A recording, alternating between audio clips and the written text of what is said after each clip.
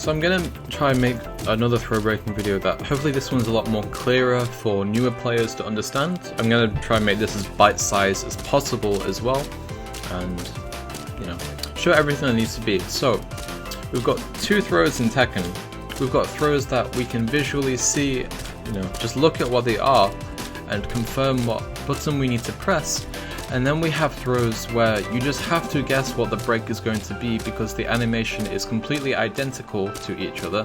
And these are usually 50-50s, but it could also be stuff like an ultimate tackle, which everyone has. So an example of a throw where you'd have to guess are King's crash dash chain throws. Okay? Animation very similar. And then the mid throws. Then we've got throws where you have to break through seeing what they are. So let's say generic 1+3. You see that the left hand is extending out, which means you know that this is going to be a left punch break. And then we have generic 2+4. You see that the right hand is extending out a lot further. So this is how you know that you have to break with the right punch. And then the more common throws that you're going to see are 1+2 throws where both hands extend out together.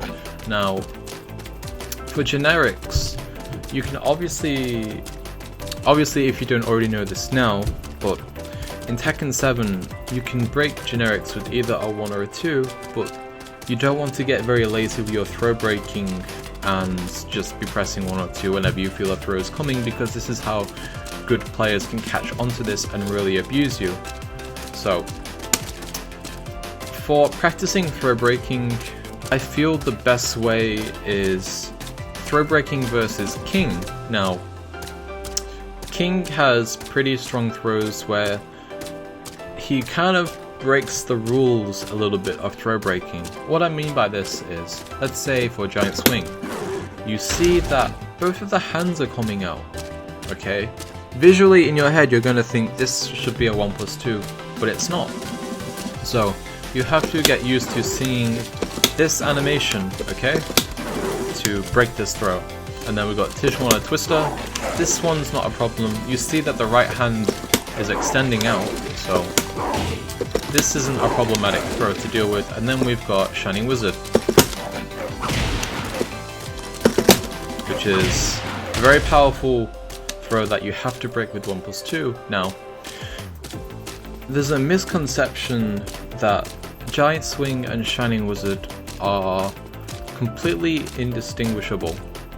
Now, that is very false because you can very well react to both of these throws and break them correctly, which is what I explained just before. You have to break versus what you see in the animation rather than confirming by limbs. So this is something that it takes a lot of time to get very good at with throw breaking King. So this is why I think that if you can do this very consistently versus King, you should not have too much of a problem with other characters. So I'll briefly set some recordings up. If you want to change the frequency based on a throw that, let's say you're not very comfortable with, breaking a right punch throw, maybe set that to be more high priority, or if Giant Swing's a bit too fast for you, maybe set that up, you know, mix around, see how you feel. But I'm just gonna briefly show what I mean.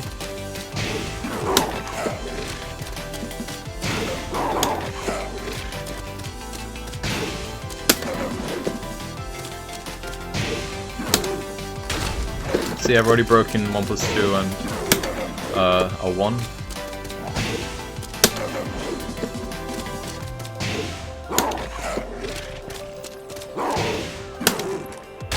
Okay, so you can see I broke every single throw there, and the very easy one was the Tijuana Twister because I can see that the right hand is coming out, so I don't have to worry about the left punch break or both punches break. Now, to have very good throw breaking, there's also something that I think a lot of people don't do, which is something I didn't really think about either until I started doing it, which was have both of your fingers on both of the punches at all times. Do not rest them anywhere else on your stick or anywhere else. Excuse me, if you play on a controller, you know, you need to have your 2 fingers on the punches at all times, because the time that it takes to travel to the buttons to press the brake, you might have been a tiny little bit out before getting the brake and then you've just missed it. Online, obviously don't worry too much for throws online, you know, if you at least try and brake properly but you know the throw brake doesn't go through, don't worry about it, just think, okay, I at least press the corresponding brake that I should do. So this sort of thing takes a lot of practice, a lot of practice. This isn't something that you can become good overnight at. This took me a very long time to even be strong at, and I'm not the best Tekken player in the world, I'm still very new, but I spend a lot of time trying to improve myself. So let's talk about drills. If you want to set drills up for yourself, let's say we don't want any Tijuana Twister, we just want a Giant Swing and a Shining Wizard.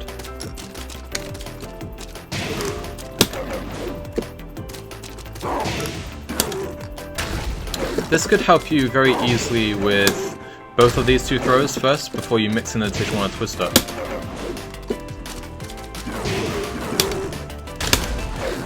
And then maybe you can start adding in the extra throw, and then you're really testing your throw breaking to the maximum. So I feel if you're not very comfortable with your throw breaking, maybe it's a good idea to set goals for yourself when you do this. So let's say, can you do it 5 times in a row? Can you do it 10 times in a row? And then I feel the best goal to have is how many times can you break a throw within 1 minute? So push yourself to the maximum for throw breaking, because if you can break throws very consistently, then your defense is very solid, and the only way that you can be opened up is by 3 other ways, which is moving in bad time, attacking at a bad time, and then just by lows. You know, for lows, obviously you'd have to react to the launch punishable ones, and then the only thing that you can really get hit by is like chip lows, like generic down 4. So I hope this is a lot more clearer for people, especially for new players. You know, really grind this out, try your best to get better at it, and I hope that your throw breaking can improve. Tekken's a very difficult game. This is not a very easy skill, but if your throw breaking improves, then I can guarantee you'll become a lot better of a Tekken player, and you're going to feel a lot more comfortable in situations where you might not be so comfortable. And just for one last tip, if you've made it this far in the video, if King does 1-2 and then a throw, sidestep to the right, okay? Let me quickly show what I mean.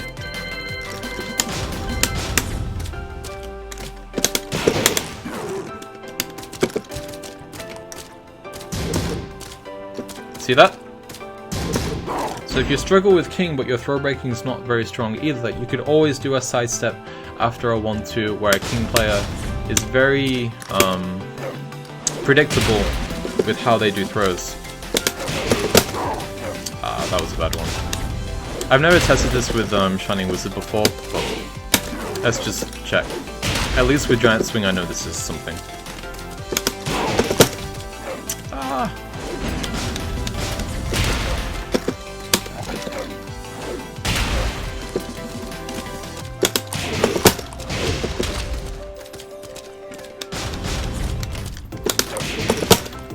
Okay. Sorry for that horrible display of inaccuracy. Okay, so at least an instant Shining Wizard may try.